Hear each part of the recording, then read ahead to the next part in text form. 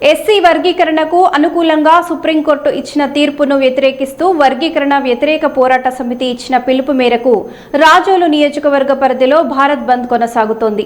పార్టీలకు అతీతంగా అన్ని పార్టీల నేతలు, కార్యకర్తలు ఈ కార్యక్రమంలో పాల్గొన్నారు. ఈ రోజు తెల్లవారుజాము నుంచి రాజోలు డిపో ఆర్టీసీ బస్సులు తిరగకుండా నిలుపుదల చేస్తూ కమిటీ సభ్యులు బస్ డిపో ఎదుట బైఠాయించారు. ప్రైవేటు విద్యాసంస్థలు, వర్తక వ్యాపారాలు స్వచ్ఛందంగా బంద్కు మద్దతు పలికారు.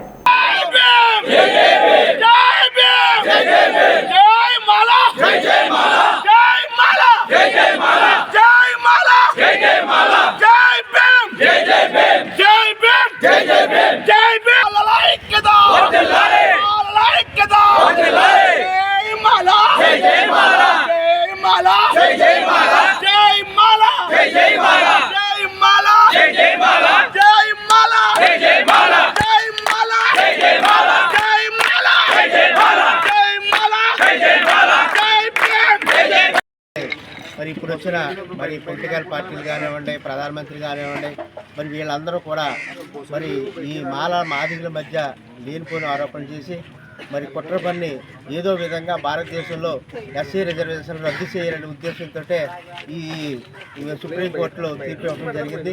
మరి సుప్రీంకోర్టు తీర్పు మరి ఇవాళ రద్దు చేసి పునరాలోచించాలని చెప్పి మరి మాలల డిమాండ్. అందులోకి ఈవేళ కుల గణన చేసి మా ఎస్సీ మాలకి సంబంధించి జనాభా ప్రతిపాదకంగా రిజర్వేషన్ పెంచి మరి ఇవ్వాలి. అటువంటిది ఏమీ లేకుండానే ఇప్పుడున్న రిజర్వేషన్ని ఏదో విధంగా మాదిలకి అన్యాయం చేసే విధంగా జరుగుతుంది. ఇది చాలామంది మరి మేము మాలంతా కూడా ఈ పోరాటం చేస్తుంటే మాది సోదరులందరూ కూడా మరి మాకు వచ్చే రిజర్వేషన్ని మాకు రాకుండా చేస్తారు ఈ మాలని చెప్పి అపోహం తప్ప మరి వాళ్ళు కూడా గ్రహించాలి. ఈవేళ మాదిగల ఐక్యత, ఎస్సీ రిజర్వేషన్ అంతా కూడా సుప్రీంకోర్టు తీర్పు మరి విరుద్ధంగా మరి పునరాలోచించి మరలా మరి కమిటీ వేసి మరి ముందు ఏ విధంగా ఉందో అదే విధంగానే రిజర్వేషన్ అమలు చేయాలని చెప్పి మానవ ఐక్యత మరి ఈవేళ భారతదేశం అంతా కూడా బంద్ ప్రకటించారంటే వర్గీకరణకు వ్యతిరేకంగా ఈ బంద్లో పాల్గొన్నటువంటి సోదరులందరికీ కూడా, దళిత సోదరులందరికీ కూడా హృదయపూర్వక నమస్కారం. ముఖ్యంగా ఈ వర్గీకరణ అనేది గతం నుండి కూడా కేవలం రాజకీయ దురుద్దేశంతో చేసినటువంటి వర్గీకరణ. రాజకీయ పార్టీలు వాళ్ళ మనుగడ కోసం, వాళ్ళ మనుగడ సాగించడం కోసం ఈ వర్గీకరణ అనేటువంటి అంశాన్ని మరి తెరపైకి తీసుకురావడం జరిగింది.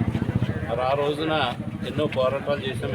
అందరూ కూడా ఐకమత్యంతో ముందుకెళ్ళడం జరిగింది. అయినప్పటికీ కూడా ఆ రోజు పివి రావు గారు సుప్రీంకోర్టుకు వెళ్లడంలో చాలా వరకు కూడా అందరూ నీలిగారిపోయారు ఈ ఉద్యమంలో. మన వల్ల అవ్వదు, ఇది జరగదు అనుకునేటువంటి టైంలో పివి రావు గారు సుప్రీంకోర్టు పిల్లి వేయటం, దాని ద్వారా అప్పుడు మనకి స్టే వచ్చిన తర్వాత మనకు ఊరట కలిగింది. అప్పటి నుంచి కూడా సక్రమంగానే జరుగుతున్నప్పటికీ కూడా దీని మీద రాజకీయ దురుద్దేశాలతో అప్పటి నుంచి కూడా ఒక పథకం ప్రకారం దీన్ని విచ్ఛిన్నం చేయాలనేటువంటి ఆలోచనతో రాజకీయ నాయకులు ఉన్నారు. ముఖ్యంగా కులాలు, దళిత కులాలన్నీ కూడా కలిసి ఉంటే వాళ్ళ రాజకీయం మనకు కూడా కష్టమవుతుందనేటువంటి ఆలోచనతో, విభజించి పాలించాలనేటువంటి ఆలోచనతో మాలల్ని, మాదిగల్ని కూడా విభజించే ఉద్దేశంతోనే ఈ వర్గీకరణ తీసుకురావడం జరిగింది. అది ఎవరికి కూడా, మనకైతే లేనిపోయి చిచ్చు మన మధ్యన, కులాల మధ్యన పెట్టడం జరిగిందని మనకి ఎవరికి కూడా దీని మీద ఉపయోగకరమైనది ఏమీ లేదు. ఈరోజు ఇచ్చిన ఈ బంధు పిలుపుకి, భారతదేశ బంధు పిలుపుకి వచ్చిన ప్రతి ఒక్కరి జేబీములు.